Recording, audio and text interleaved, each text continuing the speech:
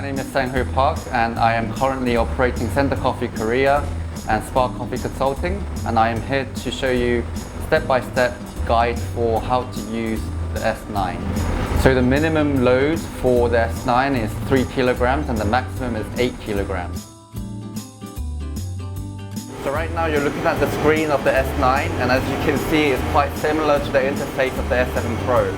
On the left it's showing you the current temperature of the air inside the drum, and on the bottom here this is the setting that I want. So I put it at 170 and currently it's 169 Celsius inside the drum. And on the right it's the drum temperature, the drum surface temperature of the S9. So my preference setting is 160 and currently is 157 Celsius. So you can, if I want to reduce the preference, I press the arrow on the down arrow here, and if I want to increase the preference, I just press this, and this goes the same for the air temperature. So once the temperatures are ready, it will sound an alarm to tell you that the roaster is ready to roast coffee, and you can preset your hot air and halogen settings. And then when you press this arrow here, then you have the settings for the blower. So this is for the air and this is for the main motor. So if you're roasting around above 5-6 kilos, I would recommend using somewhere between 8 to 9.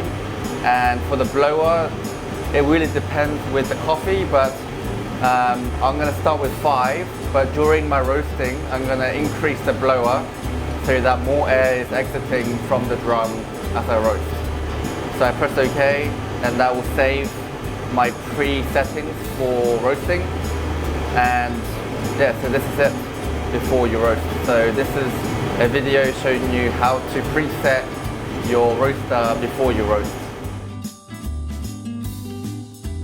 So now the alarm is going off. It's telling me that the roaster is ready to roast. So now I'm going to press start.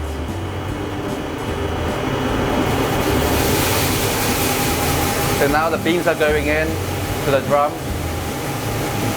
and you wait a little moment.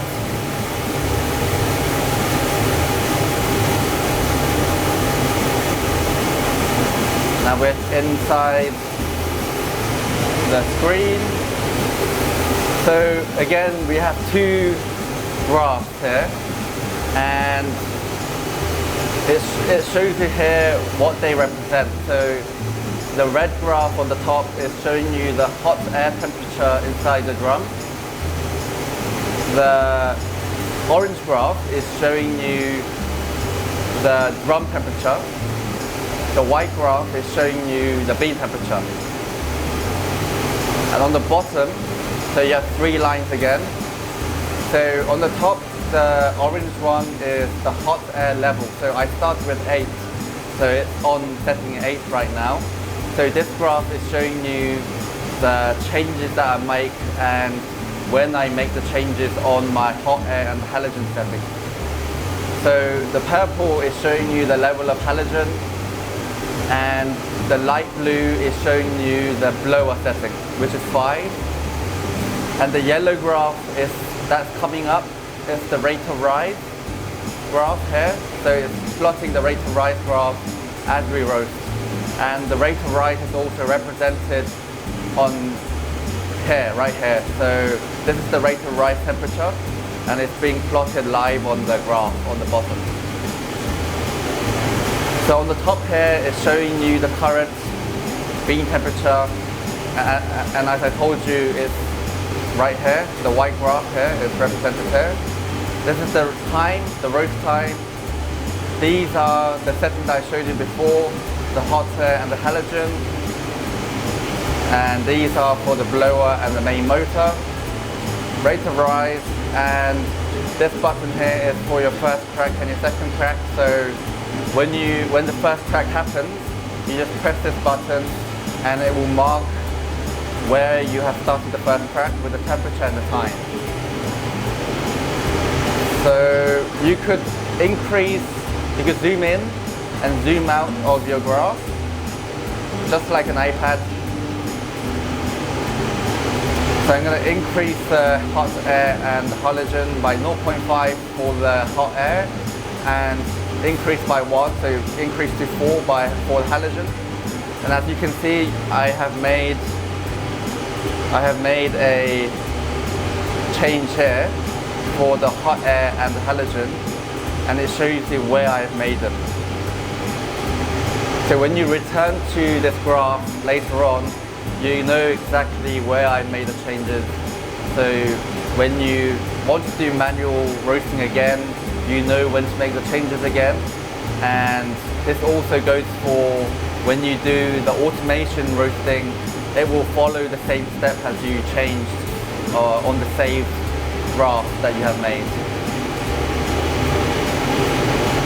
So right now the rate of write is 5, so it's just plotted being here, 5 right now there.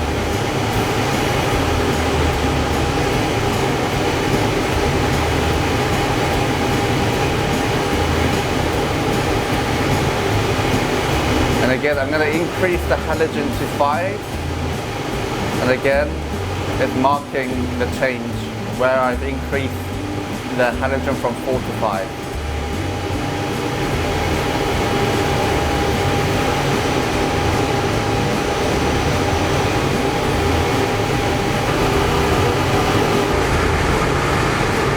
So now the first crack has started.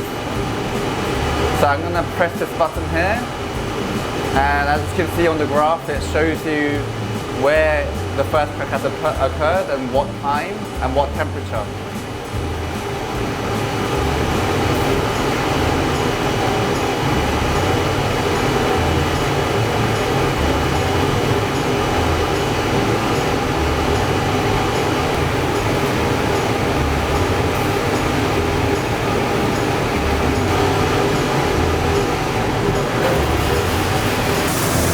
So the cooling on the S9 is incredible because it will cool the beans within 1 minute and 30 seconds within any size. So it's really efficient as you can turn around the beans and cool the beans really quickly and efficiently, so you can move on to the next roast very quickly.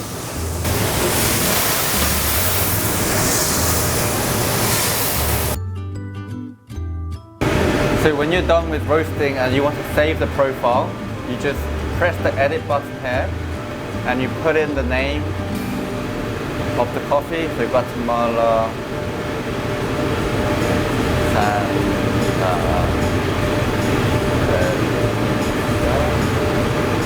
or you can add in the date, so it's the 1st of June today, and then you press OK.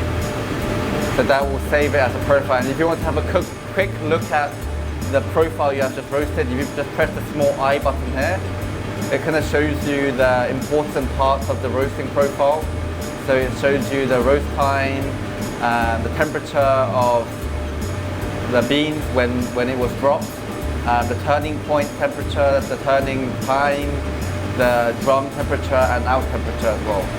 And then after you roast the profile and you want to continue with the roasting, then you just press yes again. And you go to repeat manual roasting, or if you want to do another profile such as from the automation roasting, you could go to another choice. But I'm going to press manual roasting again, and then we'll go back to the warm-up screen, preheating screen, and you could reset your preheating screen and roast again. So if I want to repeat the profile I have just roasted, you just go to the user profile. And as you can see, this is the profile that I have saved, the Guatemala Santa Felisa. And if you just press this and you want to look at further detail of this roasting profile, then you just press this plus button here, and then it shows you the roasting curve and the detailed curve of where you have made changes on the hot air and the halogen, and it shows you all the target temperature, the target turning point, the time of the turning point, and so on.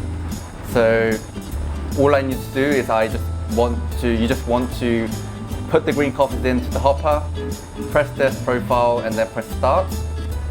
And then it will start the warm-up with the setting you have started with the save profile. So you don't really need to touch anything. Once the profile warm-up is ready for the preheating, it will sound the alarm again, and all you need to do once the alarm sounds, you just press start and it will repeat the profile as you have roasted before. And also you won't need to press end, or you won't need to end the profile by itself. It will automatically dispense the coffee into the cooling tray once it reaches the temperature and the time that you have saved.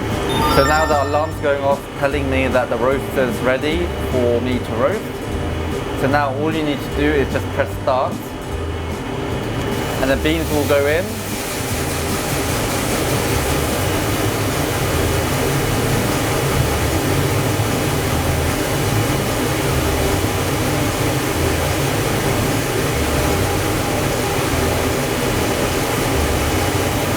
So as you can see, when we zoom out of the screen,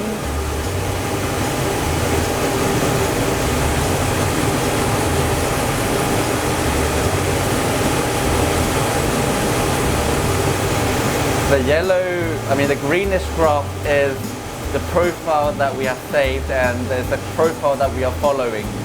And the white graph currently is the current profile that's tracking the green profile. So all I need to do is I can walk away and come back, and the machine will track the profile. So I don't really need to do anything. But during the roasting profile, the current roasting profile, when you see the buttons here, you can see that it's on auto. So if you want to change something, you can switch over to the manual mode. So it will ask, do you want to turn to manual roasting? If you press OK, then you could actually change the settings instead of going auto. But if you are happy with the profile that's being tracked, then you can just leave it as it is.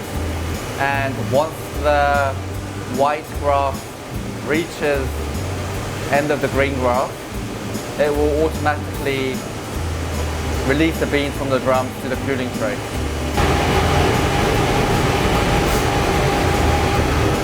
So we are nearing the end of our roast. So as it reaches the temperature and the time that we want, you'll see that it will automatically dispense the coffee inside the cooling tray. So I'm going to explain to you what's in the setting menu. So when you press the settings, you have 4 menus inside. So on the top left you have the preference. On the preference menu you can set the thickness of the line for your graph, so narrow or thin or thick, and then if you want to show the drum temperature or not on your roasting graph, and you have information on the software versions and the roast count, also the battery status of the touch screen, and the email. So when you want to send the profile to your email, if you add your email address here, it will send it to the email address you have added. And you can set the language to English, Korean or Chinese. And also the keyboard setting as well.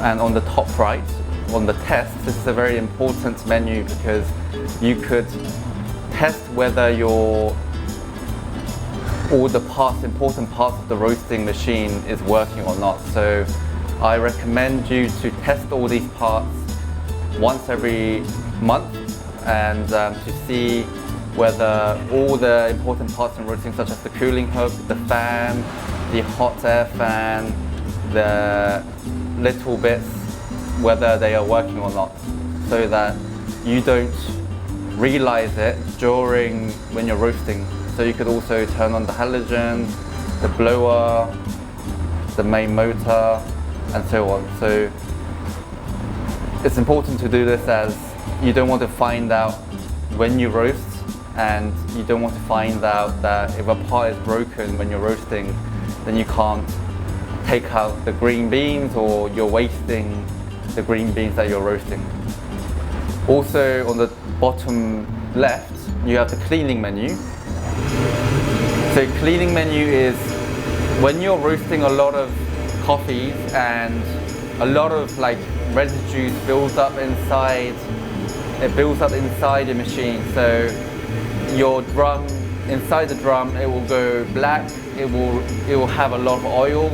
So it will impart a lot of dirty flavors, dark flavors inside on your green coffees or on your roasted coffees. So once every 3 months, if you're roasting a lot of green coffees, I would recommend you to do the cleaning section.